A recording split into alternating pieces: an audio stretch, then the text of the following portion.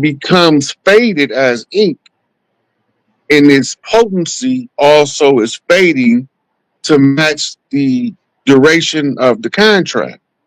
Because you have to have an exit strategy to all contracts. And the contracts that they making is between the blood that's being spilled, being sold to the loose beings. The loose beings can take physical form or they don't have to. They can use another agency of influence in the physical world to bring about the effect that your blood sacrifice required. Then you have the second most powerful magic is sex magic, because spirit energy and sex energy are twins. They Gemini twins though. The spirit energy is descending, is feminine from source. The sex energy is coming from the root chakra, right? It's red, it's pure lust. It's rising up. And as the two rise, they balance each other out into what's a pink energy. The pink energy becomes the manna of life, right? And the energy is represented by a balancing of spiritual self and sexual self. And the disciplinary training tool is called fasting, because you raising your energy and you are using your output energy internally in order to allow your spiritual energy to expand from the inside out, as opposed to only being coming from the outside. So you becoming one with your higher self through the process of sex or abstinence from sex. You can use both.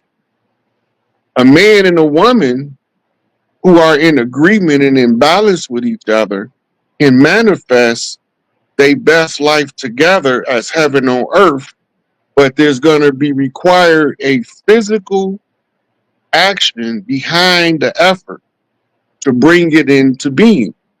And this is why they say faith without works is dead. You have to do your due diligence to meet the energy requirements to activate the unified energy and to bring about in the 3D realm. The desire becomes the realization upon the agreement of the gender, right? And because he can feel it, he describe it because he can see it, left brain, right brain. As he describe it, she feel it, they project it out into the world. But remember, the mirror effect applies. I mean, it's going to be the same but different when you see it.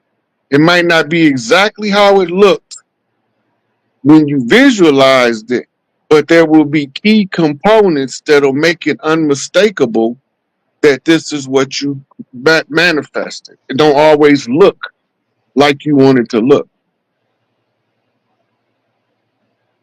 or expect it to. Before I go on, I was trying to figure out how to word this because I just seen it in the chat where they talked about menstrual blood is the first beginning of magic. So I want to say I was trying to figure out how to word the sentence to you, and I was going to say if women knew the power within their menstrual cycle, their blood, would they be better off today if they knew the power within the menstrual blood?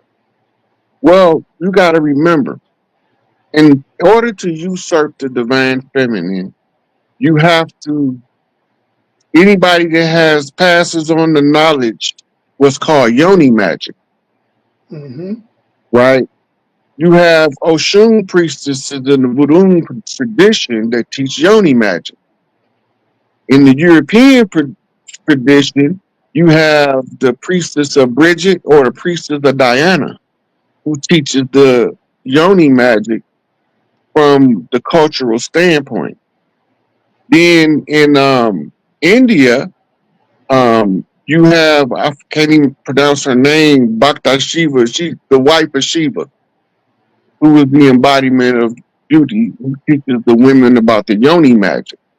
And Kali Ma, the keeper of time, the dark mother, who keeps over the sacred dark places of the womb. And she purges it in time. And you can calculate it, and it's called the 28-day cycle, right?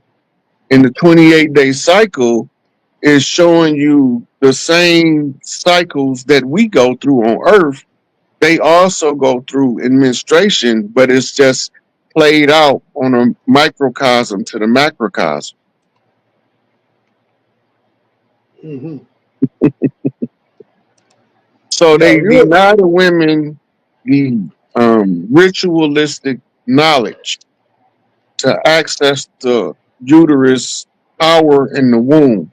This is what caused the Salem witch hunts. A lot of us don't know the Salem witch hunts was because one of our big mamas was teaching the orphan females from Europe how to harness their Yoni magic.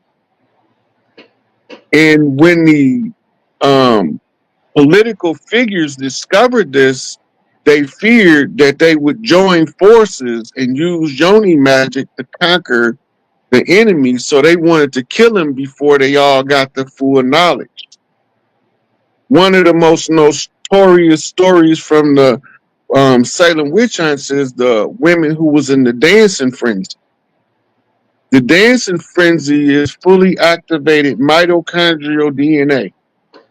When it's fully activated, the women become contagious one to another, and the dance is replicated in the dervish schools as the whirling dervish. And the women who wore the white gowns by the riverside, who harnessed the Yoni magic, who activated the mitochondria, who danced in the circle, reflected the sunlight, and it left light beams flying back to the sun in order to respond to what Earth is telling the sun in the 3D realm. So the women were harnessing this magic in order to have what's called the construct of heaven. And this is why you always hear them talking about the veil. The bride wears the veil, not the groom. And when the veil is lifted, the great mother is seen, as in the shrine of the Black Madonna. Madonna means young maiden.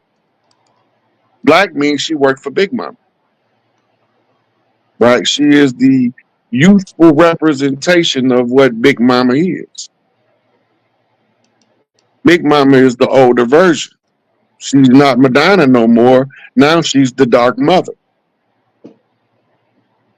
or what they call her,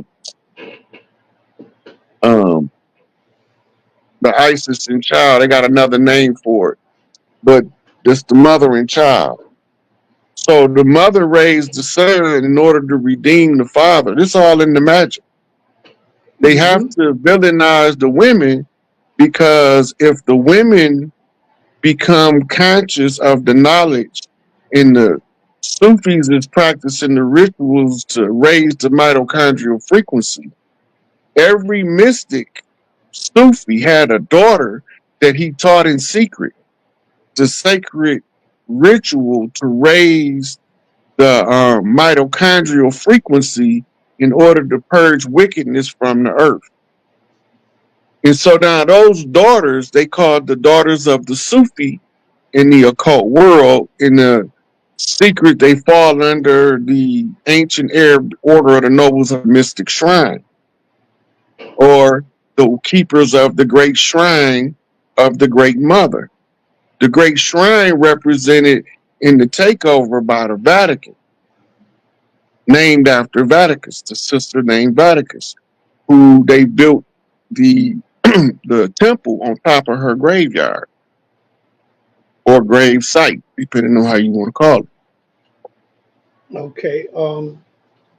How does popular cultures affect the perception of sorcery? I wanna get stay on that sorcery thing for a minute. Okay. So look, in the society we live in, they call it a Judeo-Christian society. Hmm. What that means is they are going to use the Judeo-Christian philosophical standards of influence in order for the people to respond in a particular way. And this is what's going to be the driving force for the development of a society. As long as you control the creator gods and the ruler gods and how they react to creation, you can steer how creation manifests through the great egregore, which is the universal mind. It's like you hijacking it with the help of all of the other guys that don't know they're helping you, because you put circumstances in a path and you corral them like the farmer do the cows in order to get it from one part of the farm to the other, right? So they use what's called influence by having certain people speak on magic in a negative manner, right? And a lot of the types of magic are so vilified, and that's how they use the barrier of fear, which generates the common people's perception of what magic is and how it works, and that the devil is behind it. But you don't know that you the devil's agent because you're using his magic on yourself. That's called the Amen spell. That's why all of the religions say Amen after they prayer, except the Buddhists. Have you witnessed real sorcery? Yeah, I know how to do it, but I don't do it. Well, they say that sorcery is evil. No, well, it can be used for evil. Hmm. It's like what Darth Vader told Luke Skywalker about the Force.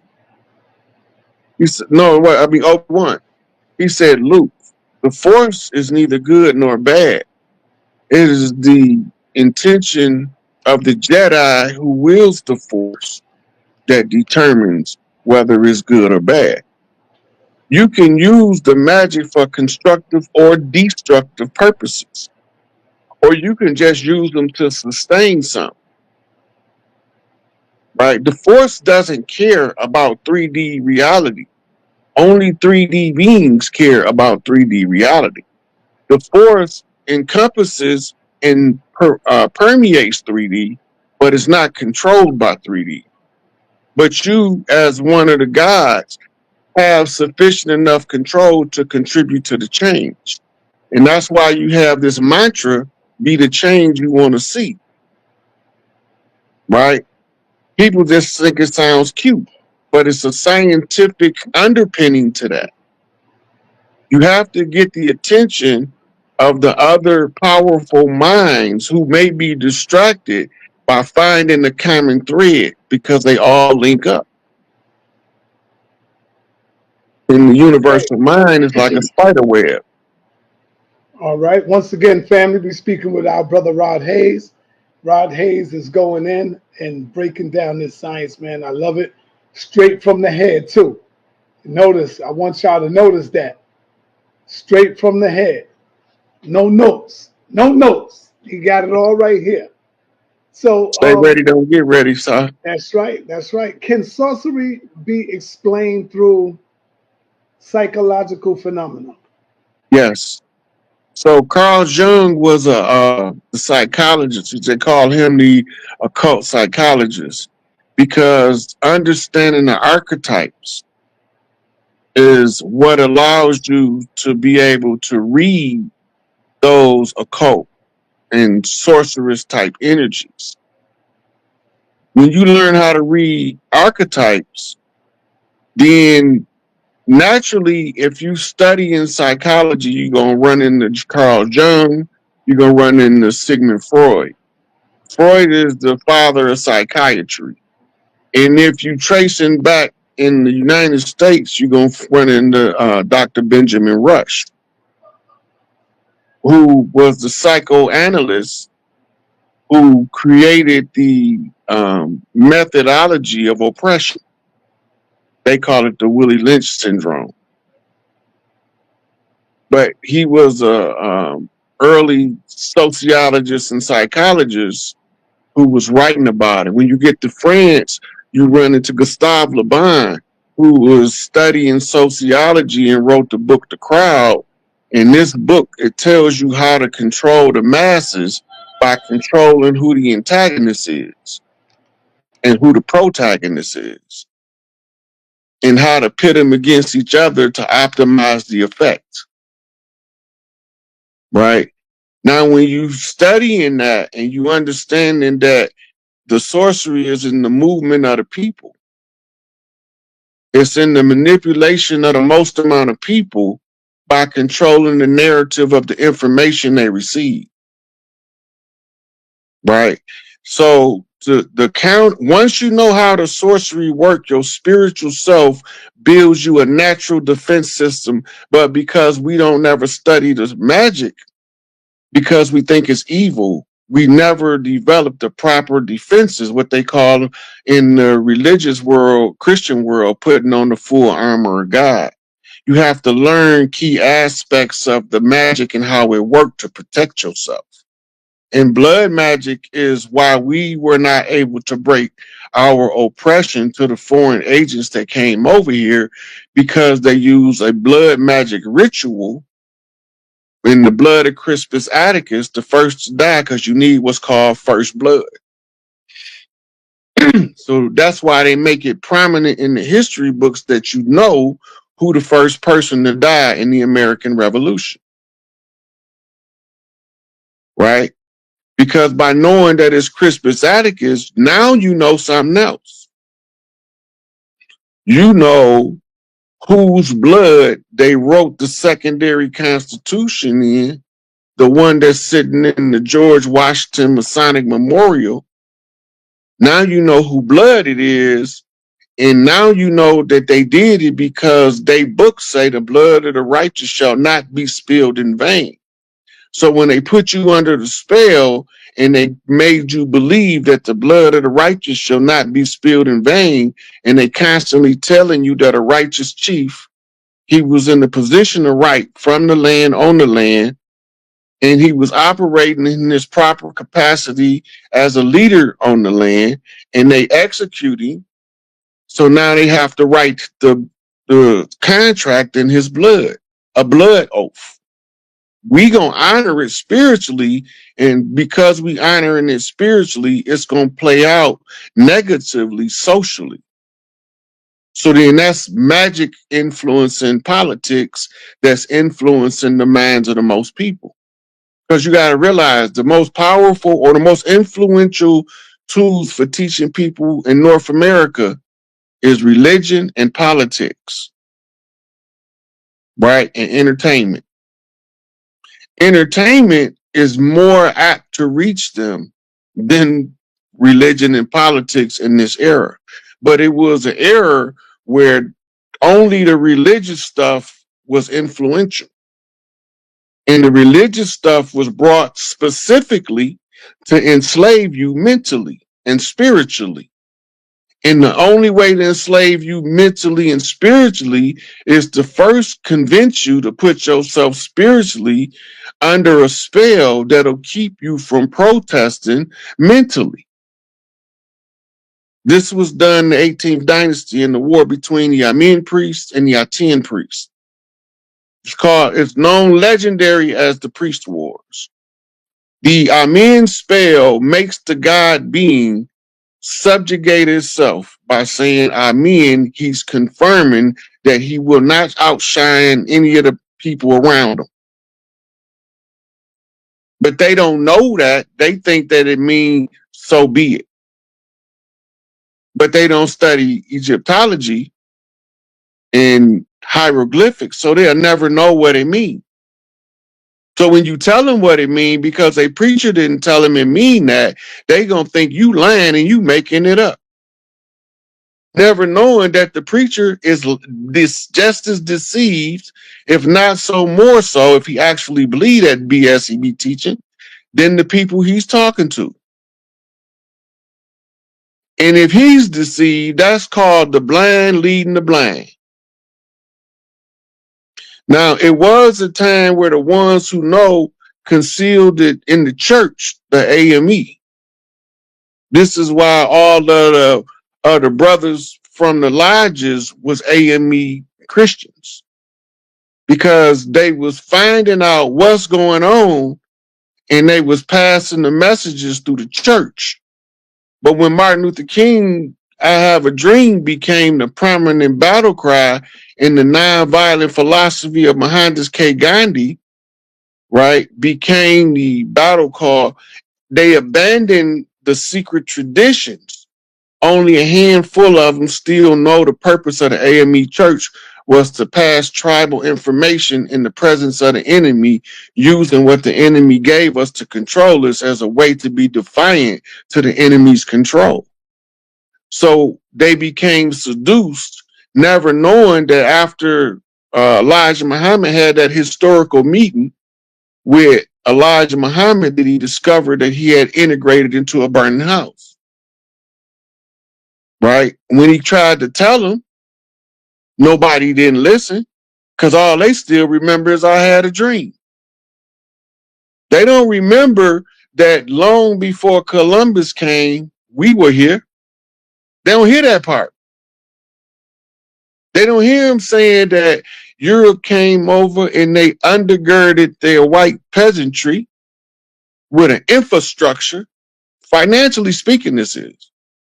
They had what they call farm college grants, right? They don't hear that Martin Luther King. They only still hear Have a Dream, which was the least of his greatest accomplishments or speeches. But we don't want to talk about that because we want to follow the victim mentality, because we've been putting ourselves in this spell so long. It's embarrassing to find out that United States Incorporated is defunct. The Federal Reserve Central Banking System is defunct. The United States Treasury now own the banks. So who's running things now, and what is that going to look like in the very near future, now that the old system is done away with? So eventually they're going to have to make the public know about the transfer of government, the transfer of banking. All this has to be known. They can't keep it a secret. Okay. Right? They have to come out and let us know. Okay. Donald Trump told the banks, he gave the banks an order to start what they call it, forgiving mortgages and credit card debts before the, I think, 19th. The inauguration is the 20th. Right. And you got a consequence for the ones that don't do it by that time, too, is in there, too. So that would be, yeah. So public notice and implementation of that, what people are calling Nasara and Jasara, the debt jubilee, which, by the way, you know, we noticed that the Pope, who opened 5 doors or 5 portals, is calling those 5 portals or 5 doors jubilee doors. Mm-hmm. I think it's very telling. Yeah, that's for the 5 P's. It's politics. I forgot what they all are, but they got those 5 P's of government, right? And they use that 5 pillars. It stands for 5 pillars. The 5 pillars is normally in front of one of the buildings, the state building. Okay. The 5 pillars, because they use what they call 5 pillars of government. Here's one. I don't know if this is right. The 5 P's of the SDG.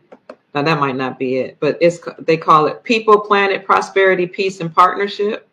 Yeah, that's the cover story. But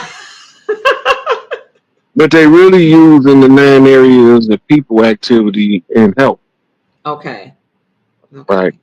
Mm-hmm. And the 9 is also a P. Right. The number 9. Okay. Mm-hmm. So somebody asked, does that include student loans too that have to be eliminated? Yeah, all of those got to go because nobody's supposed to have to pay to get an education. Okay. That was already fraud to begin with. You gotta remember the universities and the HBCUs and the Ivy Leagues are all owned by the Rockefellers. Mm. It was the Rockefellers' educational um, format that they was using, and they was using it also to enslave the people financially. That's what the whole student loans went from a class to be a doctor in the 60s. You probably was out about $8,000 to go to school to be a doctor in the 60s. Now you're gonna be out of probably close to $1 million. Yeah, I was about to say several hundred thousands. I worked in a medical school, and them kids came out with $300,000, $400,000 debt. Medical school. That's not even including internship, residency, Mm-hmm. and other programs. You know, if you wanted to practice certain parts and certain different Specialty, yep, specialty specialties. training, yeah. Mm-hmm. So they know what they're doing because it's called the passage at $100,000. In order to get past that, you have to sacrifice so much it probably drive you crazy and make you do something to yourself. Yeah. Yeah. Right. But the people that can endure through the struggle normally reap the benefits of becoming a doctor and being able to pay that loan back and live pretty comfortable. Mm. But the average doctor is a C student. You gotta remember that. You're right. And you got doctors that graduate with D's, barely making it. I remember seeing. Gotta remember that. I remember saying, "Oh, I would never want you to work on me," you know, to myself when I would look at their grades. Mm-hmm. And then that's the doctors that they can get to do the nefarious work for the medical pharmaceutical companies. They the ones come in and give them all of the free medication to get clients hooked on prescription pain pills and stuff. They the ones that facilitate that, right? So you got other countries, Nigeria, you can go to school to be a doctor for free. Cuba, right? Why it cost so much over here? What's wrong over here? Not only does it cost a lot of money, Chief, to get a medical degree, but the medical schools spend a whole lot of money trying to convince melanated people to go to doctors. When I tell you a lot of money, they give people who specialize in how they say closing the gap of health disparities millions of dollars, hundreds of thousands of dollars, because it's a problem with melanated people. You know, that most of us don't like doctors, we don't like hospitals. So they have campaigns to try to entice us to get medical attention. And people think that's a good thing, not remembering what the medical community did to us. We're still doing. But you gotta remember too, that outreach to our community, that didn't come from the general practitioners of medicine. That came straight from the Margaret Sanger School of eugenics. Okay. Just the eugenics model to get us to do abortions, because we wouldn't do an abortion no matter what. Right. They've normalized it now. Yeah, they have. Right. And so the outreach to get us to use their system is how they got us into this Tuskegee experiment. Yes. All that's carryover from Planned Parenthood. Okay. You got to remember the STD clinics is also an extension of Planned Parenthood. Right? In the early prenatal care that's done by the state, all that's Planned Parenthood. That was their model to get into every aspect of medicine to control how they poison us, pretty much. Yeah. Wow. Yep, that's the same model, same marching orders. We didn't never trust them people. We sure didn't. Because go ahead. Yeah, and we had our own healers, so I was just about to say that. we needed to go there. Yeah. They made us think that our healers was quacks and their healers was the real deal.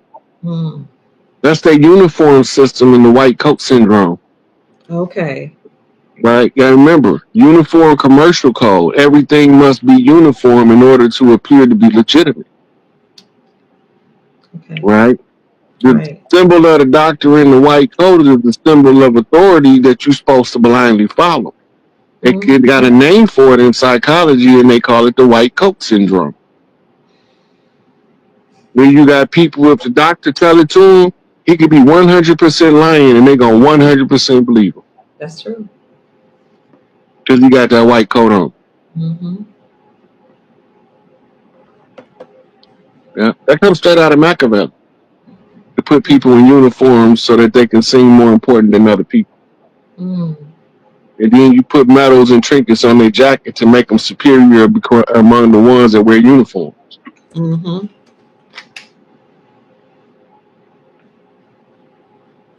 So you're exposing a lot of these things, you know, along with blood conjure wars and all this magic that they have used to cast spells on us. What's next? Now that you expose all this, what happens next? What are we supposed to do with this information? Well, one thing is once you know that there's a spell and how it works, and that you was a target of it, you take away the power of it Mm-hmm. by removing the secrecy. Okay. So even the people that's diehard Christians that heard the message, don't try to convince them. Okay. Because they blood gonna talk to them over time and wake them up. Every time they get ready to do one of those Eucharist communion rituals of eating their God and drinking his blood, they'll realize that that's a simulated cannibal ritual used to subdue the minds of the people. You can't unhear it. You know it now. That's one of the things that woke me up. I was literally taking communion one day, and I just woke up like in the middle of taking communion. I was like, do you hear yourself saying, I will take the blood of Christ and I'm eating the body of Christ? But if anybody else does that, they will call him a cannibal. They will call him, you know, an idol worshiper. And I'm not saying this to offend anybody. I'm saying this is what happened to me when I said, you know what, something about this just doesn't sit well in my spirit. And I stopped. The moment I realized that I just said, this. I said, now my ancestors, if my ancestors were to do this, if they were to, it reminded me of, you know, what they say, people that practice voodoo, they drink blood, they eat the body of others, you know, and I was like, but what are we doing as Christians? It just didn't sit well with me, Chief. Well, we used the church originally to hide our standard rituals Okay. that we already did. Mm. You see them today as shouting in church. That came out of voodoo. That's voodoo culture that has nothing to do with the church. Okay. Okay. What they call speaking in tongues in the church over here, Mm-hmm. go see if you hear it in the Catholic Church over in Italy. It's not, they don't exist. Yeah. Yeah. It's not Christian culture. That's straight out of the voodoo, Okay. Okay. right? And that's actually an actual ancient tongue that most of us don't remember, but some of us remember the language, can translate it, I agree. I've right? been But in situations. Go ahead. I'm sorry. yeah, but to us it just sounds like gibberish. Mm-hmm. But it's a language. And it's literally a language. And I've been in situations where people were speaking in tongues, or what we called an unknown ancient tongue, in the church, and somebody would stand up and actually interpret it, and the congregation agrees because their spirit agrees with the interpreter. And I thought, wow, that's so powerful. And that do not come from the Christian church. Okay. So speaking in tongues in the Bible is the ability to speak foreign languages. Mm-hmm. Linguistics. The word that they translate as tongues is lingua. Okay. So linguistics, just the tone, the texture of the voice. Mm.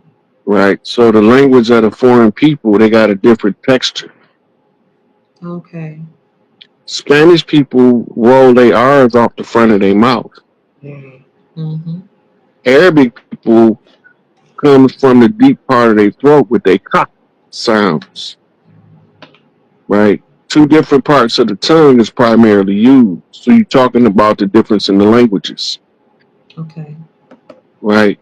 And in the book, it tells them that when the Holy Ghost when the Spirit came over the apostles and they received the gift of tongues, they was able to translate the language of those around them. Yes. They didn't say they was going to speak an ancient language that ain't nobody never heard in 20,000 years, and that somebody in the congregation going to jump up that's tied to the bloodline that's going to know the language but don't know why he know it and can't figure out why he know what everything means, but he just going to speak it. Mm. But in the voodoo culture, you can see that. In the Santeria, you can see that. Oh. Right? In the Obe, you can see that. In the culture, it's there. It's already there. Been there. It ain't new. It's ancient. It's paintings on the walls all over the world of that same culture. Mm. But we can't equate the paintings on the wall because they disassociated from us to know that them was our ancestors that we was painting on the wall for you to remember who you was coming out of amnesia at the close of the age of Pisces, because they can't keep us perpetually idiots. Okay. So this is where they say that the Anunnaki was told to give it to the earth, give it all back by the Galactic Council. So if Okay. they had to give it back, then they had to find an earthborn heir that was the rightful heir. Have they done that? Have they found that? Yeah, it's 12 daughters, which is 12 major matriarchs. Well, 13 major matriarchs. The 13th seat is the sacerdotal seat. And the other seats are what you call regional seats for the Okay. 12 regions of the earth beyond the seat of the Great Mother. Mm. You know the blood right because it'll be tied to finance. Mm. So when we tell them, like when I tell them about Empress Rarebird, it's because they gave her the documents, the foundational documents that their construct was built on. Mm. They surrendered.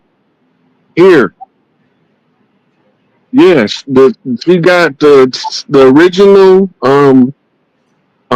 allodial title directly from the Rockefellers, who was given the jurisdictional authority to write that BS. Mm. Mm. So once they gave her that, that gave the tribes the right to start to reconstitute across the land, go back to our tribal ways, go back to the oral tradition, and finish reclaiming everything by oral tradition. Wow. That's why I had the show in 2017 when they staked the totem pole in D.C., because we can't take all of the land back without taking the embassy of the enemy first. Mm-hmm. Then this shows up on January 6th, where a native trained shaman sat behind Pelosi's desk with the law of the land flag to usurp the admiralty jurisdiction. That shut him down right there. He was there. All you got to do there is be there 30 seconds. He was there at least a couple of minutes. Mm. And he was sitting there with his feet up. That means that the territory is now occupied by the corporation is now occupied by the Republic. He's also a Marine Special Forces, white hat operative. Okay. That's what he was sent there to do. Put the American flag of the land with no gold fringes behind enemy lines, the Admiralty flag. Ooh. Right? Then what happened? SikApe, the native out of Canada, put the Pope on public notice in native tongue, then translated it into English. Mm. And the Pope response was to rescind the discovery doctrine, which is the foundational doctrine of the whole incursion into the Americas. Wow. By removing the discovery doctrine, he also removed every treaty that's built on it. Mm. That means anything that came after the discovery doctrine has been nullified in law. Mm. So then, once that happened, right, then the only thing I had left to do, I had to find Empress Rarebird. Once I found her, she was able to time what I did in the oral tradition with receipts that they gave her as the response to what I was doing. Mm. So now Trump announced that all of the Black American tribes that was formerly not recognized will be recognized under this next upcoming administration. Wow. They also was holding Senate hearings about a week ago about the rightful heirs of the Cherokee Nation, because under the Cherokee you have different tribes that also have leadership hierarchy, right? But they got to have what's called a prime leader. Mm. They know who that is because they gave her the paperwork. So she can bring all of the tribes that wanted to unify and overthrow the corporate system can just tie in the Empress Redbird and be back in business, Mm. right? A lot of us don't understand that this is ancient tribal tradition. Every 26,000 years, we go through the same thing to rebuild the next future. Wow. Now, how did they identify Empress Rarebird as the one to whom to give these documents? They've been watching her whole life. That's like they've been watching you and they've been watching me. And if you think they don't know who he is, then you naive to your enemy. They know who every one of us is. They're following us from birth through our lines because they know who our mothers is. Mm. Their only problem is they thought that all of the ones in my generation would be so gung-ho about killing. We kill each other. It won't be one of us that'll be able to help. Mm. We the elders now. Amen. Absolutely. We the elders now. So we got to do the job of the elders, and that's to tell all of the babies, they look, hold up, y'all got to stop killing each other for a minute. Y'all need to see this. Mm. This is what they did. I'm going to tell you exactly how they did it. Who did it? I'm going to show you dirty players confessing. Yeah. And once the youth understand that they need us to believe we from somewhere else, to disassociate us from the land, so that they can say that we surrendered the land to a foreign power on the conclusion of war. But when we telling them we know who we is, we was already here, we always been here, gonna always be here. You done killed us, fried us, fricasseed us, turned us into strange fruit, and decorated the South during the Christmas season with the bodies of the chiefs.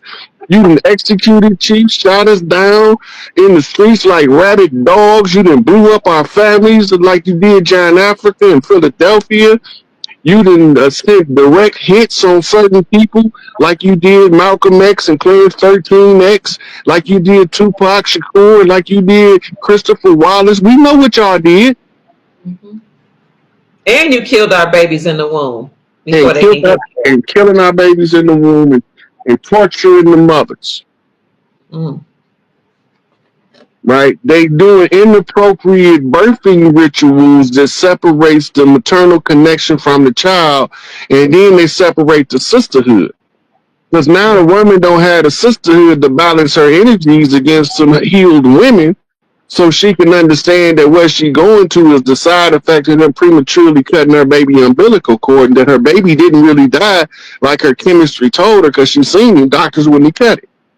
Mm-hmm. But because the baby never got to suck the teeth to circulate the colostrum through the umbilical cord for the chemicals in the placenta to tell the mother to let go, so she could send the rest of oxytocin while she watching the baby feed, stimulating the connection between mother and child. Proper parental bonding, pair bonding at birth. But when you interrupt the proper pair bonding, then the mothers go through a crisis, a caregiver crisis, where she can't not quite get her feet under her in her life. They know what they're doing. They're doing it on purpose. You can't tell me they don't know, because I wouldn't know if they didn't know. Right?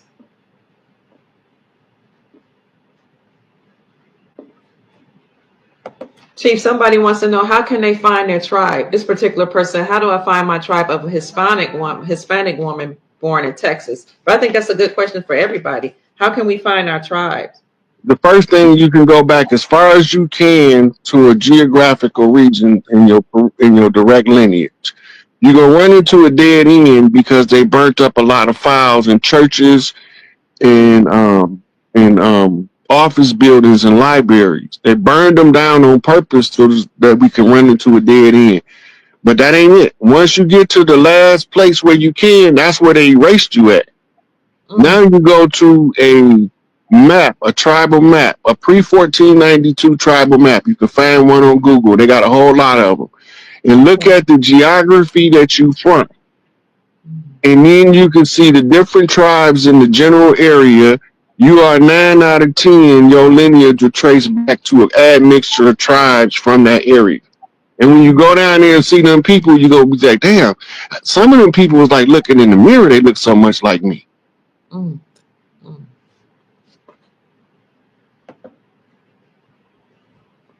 That's beautiful.